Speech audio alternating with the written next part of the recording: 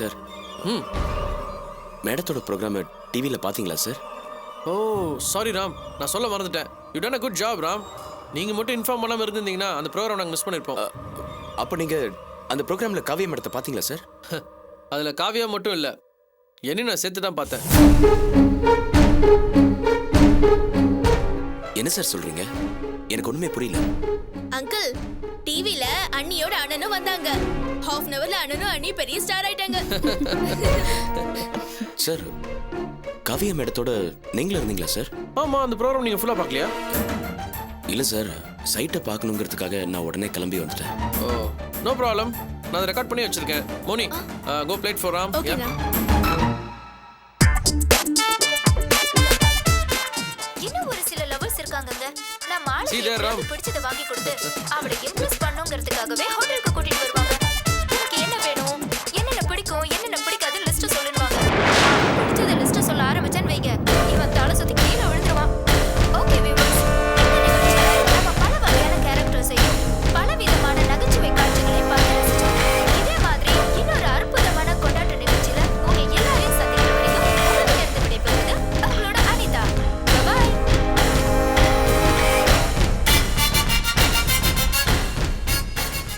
Actually Ram, அன்னைக்கு அந்த shoot நடந்துட்டு இருந்தப்போ நான் ஆக்சிடென்ட்லாம் அங்கே போயிருந்தேன். அங்கே தான் காவியை எதிர்ச்சியாக மீட் பண்ணேன். அப்போ நாங்கள் உட்காந்து பேசிகிட்டு இருந்ததை அவங்க எதிர்ச்சியாக ஷூட் பண்ணியிருக்காங்க போல இருக்கு. அதான் இப்போ டெலிகாஸ்ட் வந்து பார்த்துட்டு இருக்கோம். Can you see that guy standing next to us? அவர் காவியோட பிரதரோட manager. his name is Thileepan.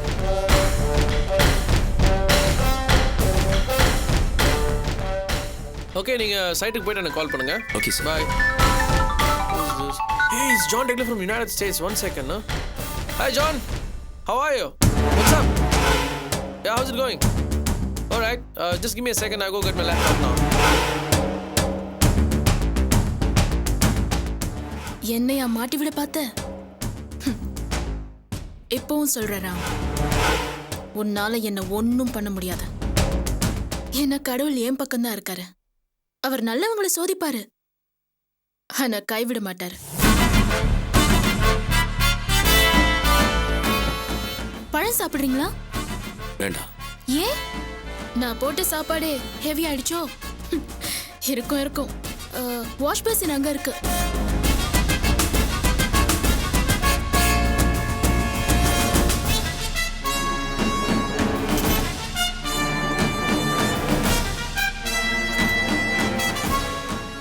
Towel எடுத்துக்கோங்க.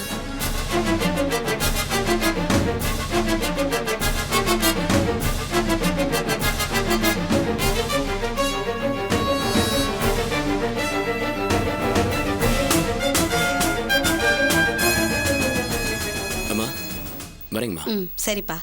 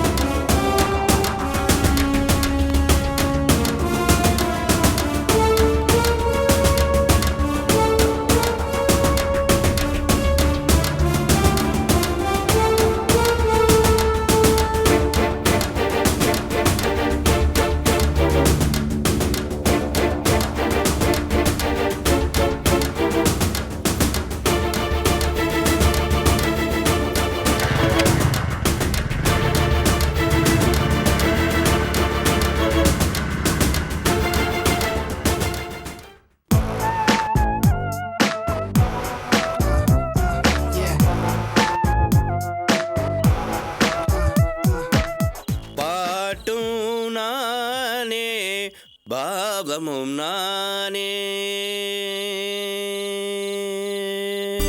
பாட்டும் நானே, பாவமும் நானே, பாடும் என்னை நீ பாட வைத்தாயா, பாட்டும் நானே. என்ன அது? அக்கம் பக்கத்துல இருக்கிறவங்க எல்லாம் தூங்குற நேரமாச்சு, இந்த நேரத்துல போய் ஊழையிட்டு. என்னது ஊழையிடுறனா? அட ஞான சூன்யமே, இது சங்கீதண்டி. இந்த பூங்காவனம் வாயை திறந்து கொட்டாவி விட்டாலே அது அப்படியே ராகங்களா கொட்டும். அடியே, ரெண்டு குடும்பமும் ஒன்னா சேர்ந்துருச்சு. அம்மாவும் பையனும் ஒன்னா சேர்ந்துட்டீங்கிற சந்தோஷத்துல இந்த கல்யாணி சிவரஞ்சனியோட சேர்த்து நம்ம நீலாம்பரிய கொஞ்சம் கலந்து இரு. அவையவையா கல்யாணி சிவரஞ்சனி நீலாம்பரிலாம்? அவங்க எல்லாம் என் கூட காலேஜ்ல ஒன்னா படிச்சவங்க. ஆஹா. அட ஏண்டி உன்னை நான் ஞானம் சூனியன் சொன்னது சரியாதான் போச்சு. இதெல்லாம் ராகங்களோட பேரு. ஏய், இப்ப புரியுதா இந்த பூங்காவனத்தோட இசை அறிவு என்னன்னு? என்னடி ஏண்டி நான் எவ்வளவு பெரிய விஷயத்த தெளிவா உனக்கு சொல்லிக்கிட்டு இருக்கேன், நீ அதை விட்டுட்டு தெருவ பார்த்துக்கிட்டு இருக்கிற? மணி 10க்கு மேல ஆகுது. இவ வேற இன்னும் வர காணோம். அன்னைக்கே அந்த ஆள் வந்து சத்தம் போட்டு போனாரு. என்னடி மொட்டையா சொல்லிக்கிட்டு இருக்கிற? யார் வந்து சத்தம் போட்டாங்க, யாரை காணோம்? கொஞ்சம் விளக்கமா புரியும்படியா சொல்லு. ஏய், இந்த பூங்காவனத்துக்கு 7 அறிவு தாண்டி. நீ என்னமோ 8வது அறிவு இருக்கிற மாதிரி சொன்னா எனக்கு எப்படி நீ புரியும்? கொஞ்சம் விளக்கமா சொல்லு. ஷூட்டிங்க்கு போன ரேவதி இன்னும் வரலையா? மணி என்ன ஆகுதுன்னு பார்த்தல, அதான் பார்த்துக்கிட்டு இருக்கேன். ஏய், அதான் நேரங்காலம் இல்லாத தொழிலாச்சே, முன்ன பின்ன ஆகத்தான் செய்யும். ஒரு ஃபோன் போட்டு விசாரிக்கிறத விட்டுட்டு இப்படி தெருவில் வந்து நின்னா வந்து சேர்ந்துருவாளா? போன் பண்ணாம இருப்பேனா? 7 மணிக்கே பண்ண, ஷூட்டிங் முடிஞ்சதும் வந்துடுறேன்னு சொன்னான். அப்புறம் என்ன, வந்துருவா. போய் படுத்து தூங்கு போ. வாசுக்கு வேற அவன் நடிக்க போறது பிடிக்கல. நாம தானே நீ எதுக்கும் கவலைப்படாதமா போய் நடின்னு சொன்னோம். அந்த மாதிரி சொன்னது தப்புன்னு எனக்கு தோணுதியா.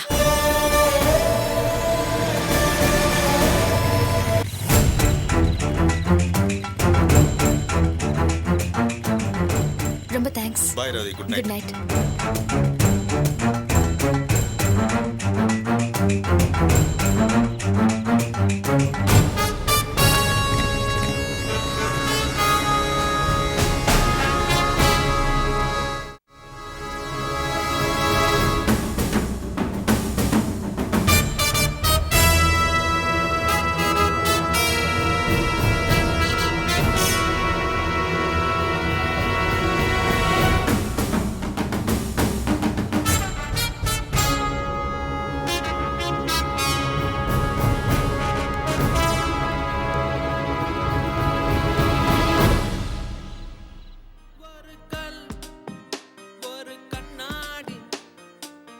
ரேவதி நில்லு. என்னத்த? இது என்ன புது பழக்கம்? என்ன சொல்றீங்க? முன்ன பின்ன தெரியாத ஒருத்தன் கூட இப்படி வண்டியில வந்து இறங்குறியா? அதை தான் கேட்குறேன்.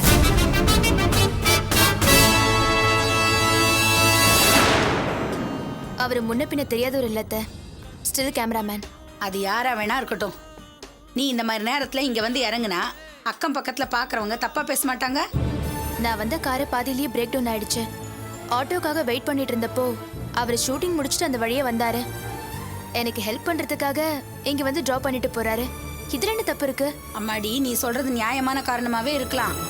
ஆனா நம்மள மாதிரி நடுத்தர குடும்பத்துக்கு இந்த மாதிரி பழக்க வழக்கம்லாம் சரிப்பட்டு வராது. அக்கம் பக்கம் பாக்குறவங்க கண்ணு காது மூக்கெல்லாம் வச்சு கதை கட்டி விட்டுருவாங்க. அத்தை, நீங்க சொல்றது எனக்கு புரியுது. வந்த உதவியை உதறி தள்ளிட்டு ராத்திரி நேரத்துல ரோட்ல தனியா நிக்கணுமே, சீக்கிரமா வீட்டுக்கு போலான்னு தான் அவர் கூட பைக்ல வந்தேன். நான் பண்ணது தப்பா இருந்தா என்ன மன்னிச்சிருங்க அத்தை. எமடி, இந்த ஊர் இருக்க நாம நல்லா இருக்கோமா, நாம ஒழுக்கமா இருக்கமான்னு பாக்குறத விட பக்கத்து வீட்டுக்காரங்க என்னடா தப்பு பண்றாங்கன்னு பாக்குறதுல தான் குறியா இருப்பாங்க. நீ சொல்ற காரணங்கள் நியாயமா இருந்தாலும் இந்த உண்மை அவங்களுக்கு தெரியாதுல்ல. இந்த மாதிரி ஒரு நிலைமை வந்துடக்கூடாது, இதனால நம்ம குடும்ப கௌரவம் கெட்டு போயிடுமே தான் வாசு ஒன்றை நடிக்கவே போவேனான்னு சொன்னான். உன் மேலே உள்ள நம்பிக்கையிலையும் இந்த தொழில் மேலே உள்ள மரியாதையிலையும் தான் நானும் பாக்கியமும் உனக்கு சப்போர்ட்டாக இருந்தோம். இந்த மாதிரி நடக்கிறதெல்லாம் சரிப்படாதுமா, பார்த்து நடந்துக்க.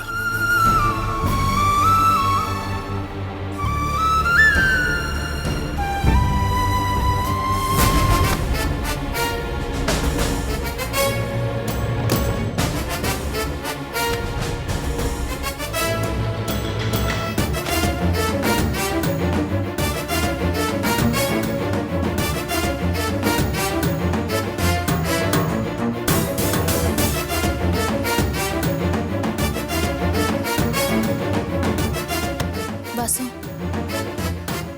நான் பைக்ல வந்து இறங்கினதை பத்தி அத்தையும் மாமாவும் கேள்வி கேட்டாங்க. ஆனா நீ எதுவுமே கேட்காம வந்துட்ட. உன்னை கேள்வி கேட்கறதுக்கும் அதிகாரம் பண்றதுக்கும் உன்கிட்ட எனக்கு என்ன உரிமை இருக்கு? நான் அன்னைக்கு சொன்னதுதான். உன் இஷ்டம் போல பண்ண.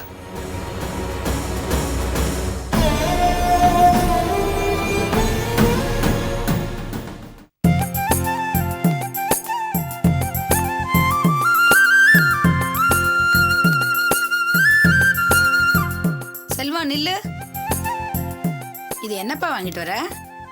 டிஃபன் வாங்கிட்டு வந்தேன். டிஃபனா? ம். கடையில இருந்து எதுக்கு வாங்கிட்டு வர? அர்ச்சனாக்கு உடம்பு சரியில்லை. அர்ச்சனாக்கு உடம்பு சரியில்லையா? என்னாச்சு? பயப்படுறதுக்கு ஒன்றும் இல்லை. மாதம் மாதம் வர வயிறு வலி தான். அதான் சமைக்க முடியல, வெளில போய் வாங்கிட்டு வந்துருங்கண்ணா. அதனால தான் கடைக்கு போய் 2 பேருக்கு டிஃபன் வாங்கிட்டு வந்தேன். நில்லுப்பா செல்வம். எதுக்கு என்கிட்ட போய் சொன்ன? நான் உங்ககிட்ட என்ன போய் சொன்னேன்? நீங்க என்ன புள்ளையா நினைக்கலனாலும் நான் உங்களை தாயா தான் நினைச்சிட்டு இருக்கேன்னு சொல்லி போய் தானே சொன்னேன். இல்லையே, இப்போ கூட சொல்கிறேன். நான் உங்களை என் தாயாக தான் நினச்சிட்டு இருக்கேன். நீங்கள் ஏன் நான் போய் சொல்கிறேன்னு நினைக்கிறீங்க? பாத்தியா, இப்ப கூட ஒரு 3ஆம் மனுஷிக்கிட்ட பேசுற மாதிரி வாங்க போங்கன்னு தான் என்கிட்ட பேசிக்கிட்டு இருக்க. நீ நிஜமாவே என்ன தாயா நினைச்சிருந்தீனா என்ன அம்மா தானே கூப்பிடணும். உனக்கே அப்படி கூப்பிடணும்னு தோணல?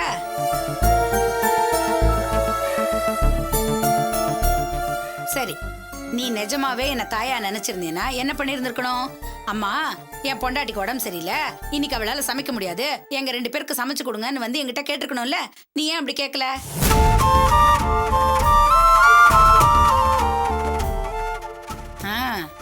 இப்பதான் எனக்கு புரியுது.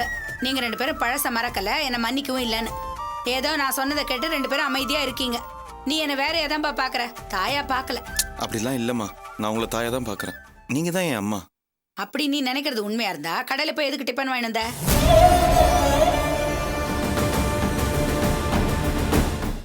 அவ சொல்றதும் கரெக்ட் தானப்பா. வீட்டில் 3 பொம்பளைங்க இருக்கிறாங்க, சமையல் வேலை நடந்துகிட்டு இருக்கு. அர்ச்சனாக்கு உடம்பு சரியில்லை, சமைக்க முடியலன்னா இவங்க கிட்ட சொல்ல வேண்டியதானே நீ? தயவு செஞ்சு யாரும் தப்பாக எடுத்துக்காதீங்க.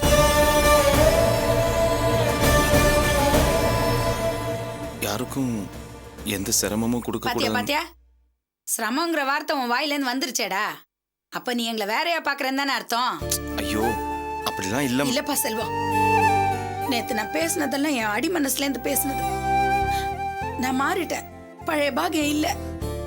என்ன நம்பு செல்வம். நான் உன்னை என் மூத்த மகனாவும் அர்ச்சனாவை என் மூத்த மருமகளாவும் தான் பாக்குறேன். அப்படி இருக்கும்போது என் மருமகளுக்கு உடம்பு சரியில்லை, அவளால சமைக்க முடியாதுன்னு கடையில போய் டிஃபன் வாங்கிட்டு வந்து சாப்பிட்டா எனக்கு எப்படி இருக்கும்? என் மனசு என்ன பாடுபடும்? சரிப்பா, நான் ஒரு முடிவு பண்ணிட்டேன். இவ்வளோ நாளா ஒரே வீட்டுக்குள்ள தனித்தனியா இருந்த நாம இப்பதான் ஒன்னாயிட்டோம்ல. அடுப்பு மட்டும் எதுக்கு 2? இத பாரு, இந்த வீட்டுல இருக்கிறவங்களுக்கெல்லாம் ரூம் வேணா தனித்தனியா இருக்கலாம், அடுப்பு மட்டும் 2 இருக்க கூடாது. இந்த வீட்டுல இனிமே ஒரே அடுப்பு தான்.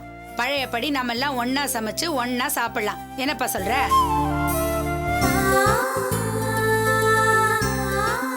என்ன பாக்கியம், ஆச்சரியத்துக்கு மேல ஆச்சரியமா அசத்திக்கிட்டு இருக்க?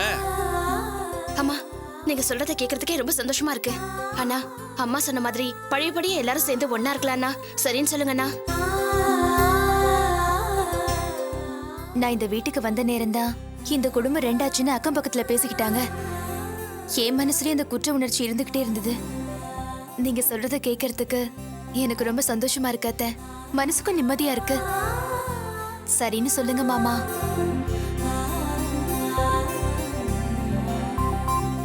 அக்கா, மாமாவை சரின்னு சொல்லுங்கக்கா. நீங்க சொன்னா கேப்பாரு. சொல்லுங்கக்கா.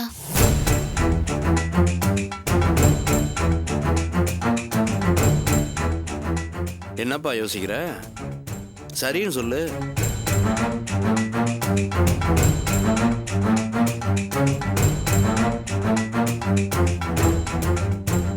ஏய், அர்ச்சனாவை ஏன்பா பாக்குற?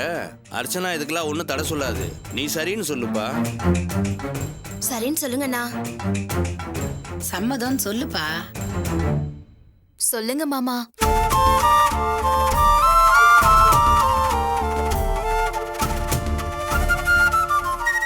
நான் அப்படி சொல்றேன்னு யாரும் தப்பா எடுத்துக்காதீங்க.